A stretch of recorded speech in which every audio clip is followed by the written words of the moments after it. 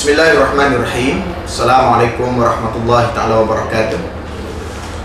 Saya ingin menarik perhatian tuan-tuan dan puan-puan ya, berkenaan dengan satu isu yang kini hangat diperkatakan di pilihan raya Bukit Kantang ini, berkenaan dengan PAS meletakkan seorang tokoh penderhaka pada Sultan sebagai calon di Parlimen Bukit Kantang.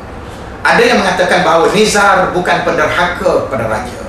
Nik Aziz menjawab persoalan ini, katanya inna akramakum indallahi atqakum. Sesungguhnya yang paling mulia di sisi Allah ialah yang paling bertakwa, kata Datuk Nik Abdul Aziz Nikmat Mursyidul Ampas.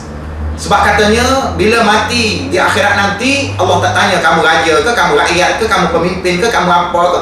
Allah tak tanya, sama saja katanya. Tetapi saya nak tanya Datuk Nik Aziz selaku Mursyidul Am yang dilabelkan sebagai tuan guru, yang dikata sebagai ketua ulama PAS, sebuah parti Islam.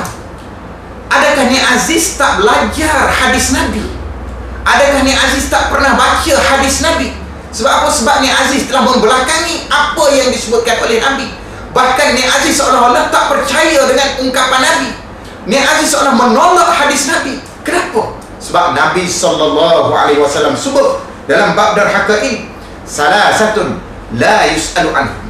Tiga golongan. Ada tiga golongan yang tidak akan dipandang oleh Allah di hari akhirat nanti. Tiga golongan ini tidak akan ditanya, tidak akan disoal oleh Allah Subhanahu wa ta'ala di hari akhirat. Siapakah mereka tiga golongan ini? Yang pertama, rajulun faraqal jamaah, lelaki yang memecah belahkan jamaah umat Islam. Hari ini kita lihat siapa yang menjadi pelopor kepada gerakan memecah belah umat Islam di Malaysia ini. Ternyata PAS dan Parti Pembangkang. Berlakunya isu memali, tuan-tuan. Gerakan Ibrahim Libya menentang ulil amri di ketika itu, sehingga menyebabkan pertumpahan darah berlaku antara umat Islam. Dan isu Ibrahim Libya ini sehingga dibawa kepada fatwa PAS mengatakan bahawa Ibrahim Libya mati syahid. Ini persoalan yang paling besar. Adakah mati syahid apabila orang Islam yang tak puas hati dengan kerajaan ulil amri, maka orang Islam ini memberontak, mengangkat senjata menentang ulil amri, menentang kerajaan Islam? Adakah dia mati syahid dalam menentang kerajaan Islam? Dalam hukum fiqh Islam, orang yang menentang kerajaan Islam ini, golongan pemberontak ini tidak akan mati syahid, tetapi ia dihukum sebagai bughah. Apakah itu hukum bughah? Di dalam Al-Quran Allah menyebut fa in baghat ihdahuma 'ala al-ukhra faqatilul lati tabghi hatta tafi'a ila amrillah. Apabila satu kumpulan memberontak, melampaui ke atas satu kumpulan yang lain, derhaka kepada kerajaan dan sebagainya, perangilah mereka, hukumlah mereka sehingga mereka kembali kepada Allah dan Rasul. Maka kerajaan Barisan Nasional, kerajaan Islam UMNO ini telah bertindak ke atas kumpulan Ibrahim Libya mengikut fa'im baghat ihdahuma 'alal ukhra. Bughah, penderhaka, mesti dihukum dan dibunuh. Kenapa pula PAS Haji Hadi Nik Aziz menghukum Ibrahim Libya dan kumpulannya ini sebagai syuhada? Sebab apa? Sebab penderhaka di mana-mana daulah Islam, di mana-mana negara Islam, di mana-mana di bawah kepimpinan kerajaan Islam dalam dunia ini mesti diperangi dan dihukum bunuh. Maka alhamdulillah kerajaan UMNO Barisan Nasional telah bertindak tegas mengikut landasan Islam. Yang kedua, kita lihat ya, adakah benar umat Islam dibenarkan menderhaka kepada raja? Umat Islam dibenarkan menderhaka kepada sultannya, kepada pemerintahnya, kepada ulil amrinya? Boleh ke tidak? Jadi dalam perkara ini Nabi kata tiga golongan yang tidak akan ditanya. Pertama, rajulun yang memecah belahkan jemaah, lelaki yang memecah belahkan jemaah dengan fitnahnya. Saya menyokong penuh keputusan dan ketegasan yang dibuat oleh Menteri Dalam Negeri.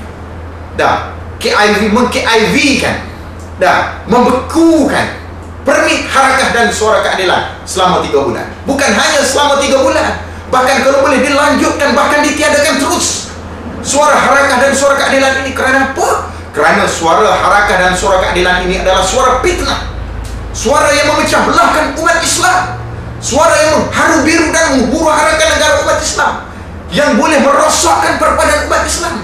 Kata Nabi, golongan yang memecah belahkan sebagaimana harakah dan suara keadilan ini tidak boleh diberi tempat. Atas kaedah mana kita guna? Saya bercakap ini atas kaedah mana? Kaedah sadduz zara'i, menyekat sesuatu keburukan daripada berlaku. Maka berhak, kerajaan berhak menyekat sesuatu bencana itu berlaku dengan mengenakan sesuatu tindakan untuk menghalang gerakan pemusnah ini daripada berleluasa. Kerajaan bertindak atas apa? Sadduz zara'i, menyekat daripada bencana ini berleluasa. Yang kedua, tidak akan ditanya oleh Allah wa'asa imamah, orang yang menderhaka pada raja, yang menderhaka pada sultan. Siapa dia? Contohnya Datuk Seri Nizar Jamaluddin memohon untuk derhaka kepada raja. Maka Nizar Jamaluddin, kalau mengikut hadis ini, Allah tidak akan tanya dan Allah tidak akan pandang kepadanya di hari akhirat. Dan yang ketiga, wa mata asiyan, dan dia mati dalam keadaan melakukan maksiat. Mati dalam keadaan melakukan maksiat. Dah. Sebab derhaka pada raja dan sultan ini merupakan maksiat yang besar. Sebab itulah Nabi menyatakan dalam hadis yang lain, man faraqal jamaah shibran, siapa yang memecah belahkan jemaah Islam ini walaupun sejengkal, mata mitatan jahiliyah, matinya mati jahiliyah, ataupun disebutkan oleh Nabi kharaja min unukihi ribukatal Islam, keluar daripada kalungan lehernya agama Islam, terkeluar daripada Islam. Maka tuan-tuan dan puan-puan sekalian, sebab itulah Nabi SAW dalam nak memberi pengajaran kepada Nizar ini, jangan kamu derhaka wahai Nizar, kerana sultan itu pelindung pada agama Islam, yang menjamin keamanan pada sebuah negeri, yang memelihara kedaulatan agama Islam dan kesuciannya. Jadi kenapa kamu derhaka, kamu cabar, kamu saman sultan, kamu heret ke sultan ke mahkamah? Adakah ini sifat seorang Islam? Saya nak tanya Datuk Seri Nizar, saya nak tanya Nek Aziz, saya nak tanya Haji Hadi, pernahkah di zaman Nabi, Nabi saman sultan? Pernahkah di zaman Nabi, Nabi derhaka pada sultan? Pernahkah di zaman Nabi, Nabi lontar batu pada kereta sultan? Ini perbuatan siapa? Adakah ini ciri-ciri yang dimiliki oleh para sahabat Nabi? Pernahkah sahabat-sahabat Nabi dulu melontar batu pada ulil amri? Dah, pernahkah tidak sahabat-sahabat yang dilatih oleh Nabi ini melakukan perbuatan biadab dan derhaka sebagaimana kumpulan pembangkang ini? Tuan-tuan kena jawab.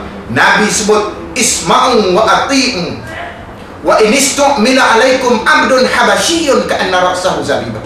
Isma'u, dengarlah kamu wahai umat Islam, wa ati'u, dan taatlah kamu kepada pemerintah, kepada sultan kamu, kepada raja kamu. Ini kata Nabi, bukan saya kata ni. Kalau Nek Aziz tak percaya, berarti Nek Aziz tak percaya kepada Nabi. Kalau Haji Hadi tak percaya, berarti Haji Hadi pun tak percaya pada hadis Nabi. Kalau Nizar marahkan saya kerana saya berkata demikian, berarti Nizar Jamaluddin juga tidak percaya kepada Nabi SAW. Sebab ini hadis Nabi. Isma'u, dengarlah kamu, wa ati'u, dan taatlah kamu, wa inistu'mila alaikum abdun habasyiyun, sekiranya diputuskan kepada kamu seorang raja, seorang pemerintah di kalangan hamba abdi Habsyi yang menjadi raja kamu. Hamba abdi Habsyi maksudnya kepalanya hitam seperti buah zabib, rambutnya kerinting, kuduh, kalanya metalik sekalipun, bangsa yang hina pula, bangsa Habsyi. Maka diberi kewajipan kepada kamu sebagai rakyat umat Islam dalam sebuah negara Islam, kamu wajib taat kepada ketua kamu walaupun dia berketurunan Habsyi. Ini hadis Nabi, tuan-tuan. Nak menceritakan kepada kita bahawa kebiadaban Nizar tidak ada dalam Islam, dan jawapan Nek Aziz itu juga bercanggah dengan Islam. Apa yang dilakukan oleh penyokong-penyokong PAS pada hari ini, kebiadaban demi kebiadaban, pengkhianatan dan juga fitnah, kekacauan yang dilakukan oleh mereka, dan cara yang begitu agresif. Dah, sebab apabila Nabi Musa dan Harun diutuskan berjumpa dengan Fir'aun, dah, Allah Subhanahu wa ta'ala, izhaba ila Fir'aun, pergilah kamu berdua menghadap Fir'aun.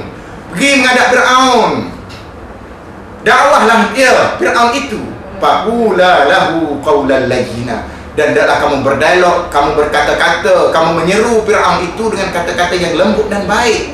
Yang PAS buat pada hari ini, menghamburkan kata-kata nista, mencaci, memaki, mengadakan benda-benda yang tidak ada, dan mengadakan fitnah yang nyata bertentangan dengan Islam.